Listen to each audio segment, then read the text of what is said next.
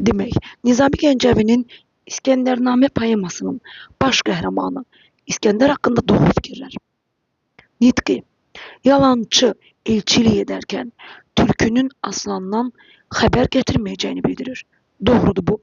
Deyir, bir tülkü aslanına an gətirməz xəbər. Bir doğrudur. Daranı Hintli quldur adlandırır. Bu Sultan Səncər və qarıdadır. Hintli quldur burada yoxdur.